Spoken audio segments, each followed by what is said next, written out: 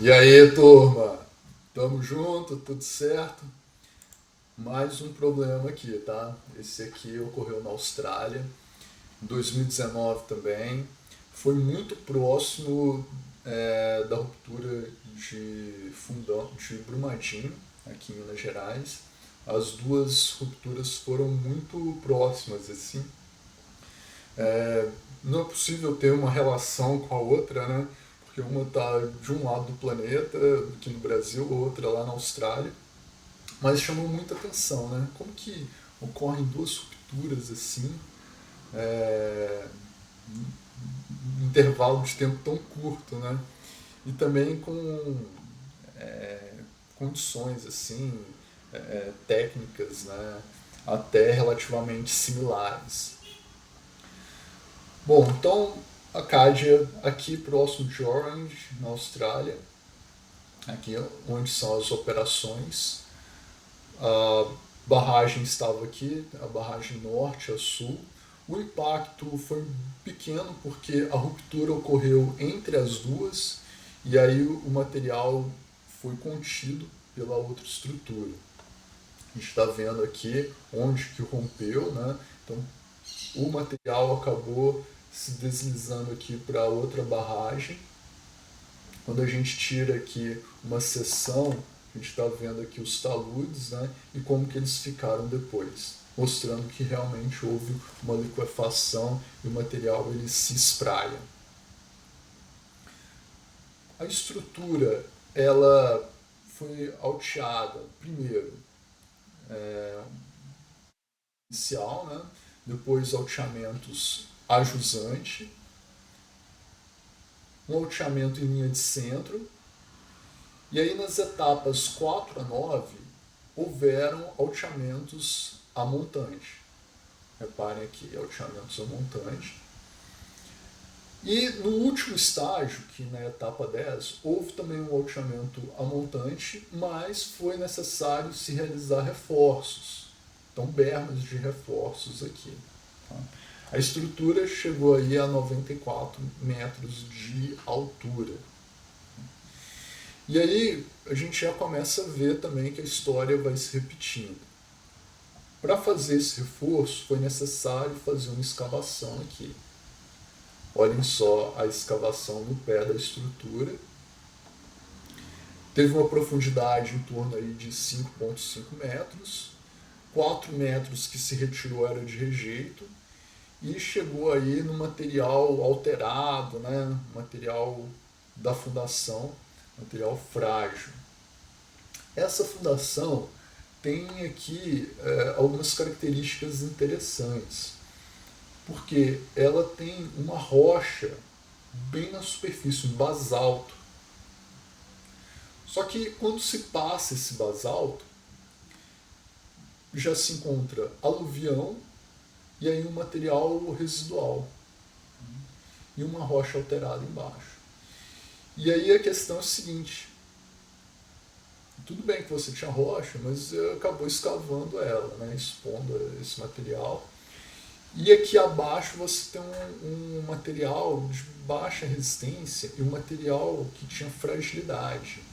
Ou seja, ele ganhava resistência, mas se ele deformar, ele perdia muita resistência, né? Material frágil.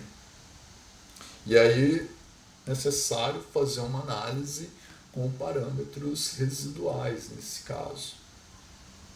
Aqui a gente está vendo as camadas, né, de material.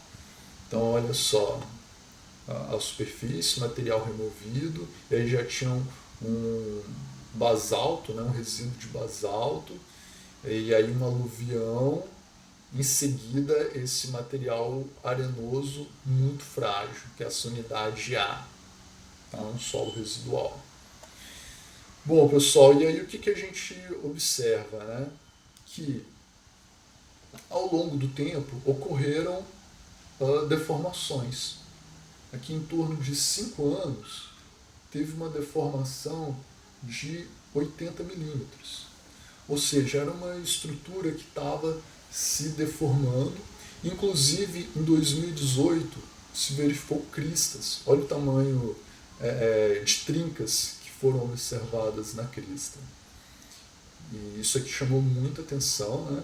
Provavelmente está relacionado a essas deformações. E a gente sabe que material frágil, à medida que ele deforma, ele pode até ganhar resistência no primeiro momento, mas depois ele perde resistência significativamente. Pode ser relacionado a isso aqui, ó. Nós estamos vendo materiais, né, da fundação. Esse material, a unidade A, está basicamente aqui, no limite de liquidez alto. E a gente verifica também que, à medida que se aumenta a tensão vertical, a tensão efetiva, ele perde resistência não drenada. Tem uma correlação aqui, principalmente esse material da unidade A, que eu comentei que é um material frágil. Ou seja, à medida que foi se realizando os alteamentos, esse material foi aumentando a tensão, foi deformando, e aí o que acontece com esse material? Começa a perder resistência. Então aqui são os ensaios triaxiais mostrando que ele realmente era um material muito frágil, a trajetória de tensões dele mostrando que ele perde muita resistência, e aqui as leituras de fragilidade, né? Esse material na unidade A, olha só, chegava a 0,30, 0,35. Esse tipo de material precisa ser avaliado com parâmetros residuais. Ou seja, material que perde resistência não é só rejeito, né? Não é só material arenoso. Isso também, a gente viu algo muito semelhante lá em Montpellier. E o rejeito? Como que era o rejeito? Né? A gente falou aqui da fundação. O rejeito era o seguinte: quando a gente olha o parâmetro de estado em relação à profundidade, praticamente ele é todo contrário. Aqui, ó, menos 0,05, se for maior que isso aqui, é contrário.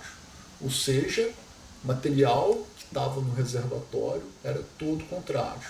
Quando a gente vê aqui o SBT, Soil Behavior Type Chart, de Robertson, a gente vê que esse material é extremamente contrário. Estando aqui nessa região mais arenoso, mais argiloso, quero dizer, e até uma argila sensitiva, contrário. Tá? Ou seja, você tinha uma fundação que frágil, né? Tinha uma perda de resistência, e ali no reservatório, material que poderia se liquefazer a qualquer momento.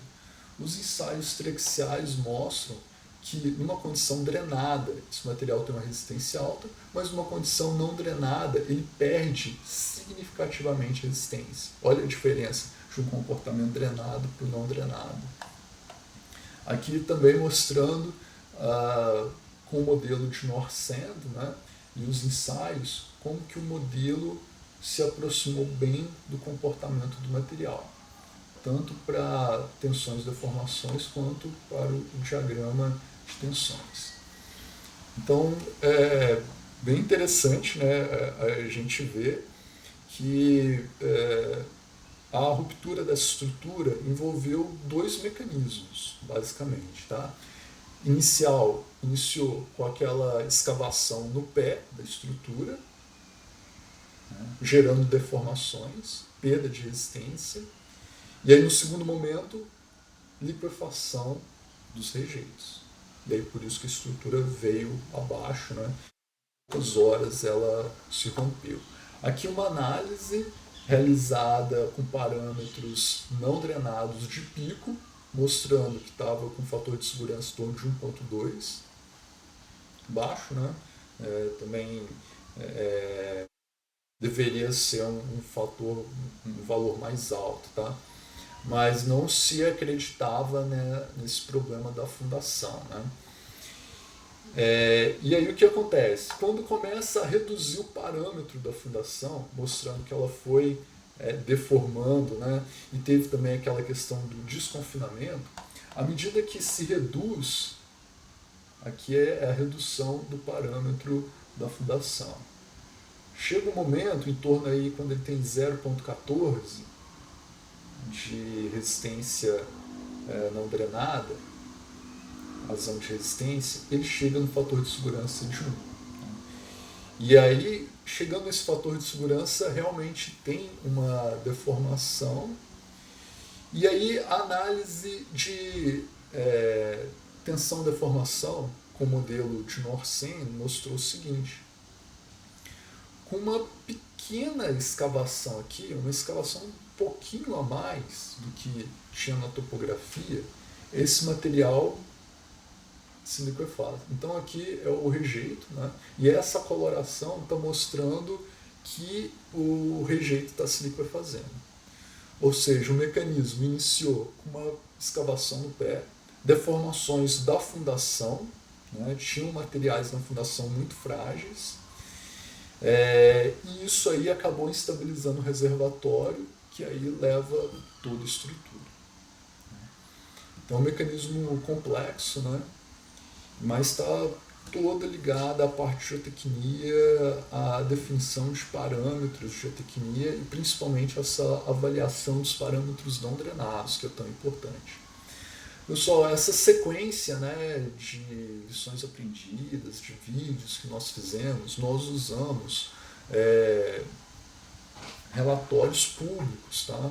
Quando ocorre um acidente dessa magnitude, a própria mineradora precisa contratar um board, né, um comitê de experts para fazer essas análises.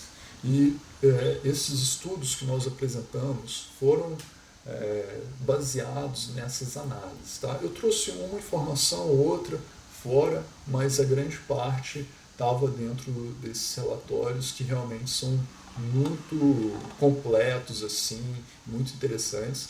Tá aqui a bibliografia básica, até indico aí para realizar esses estudos, beleza?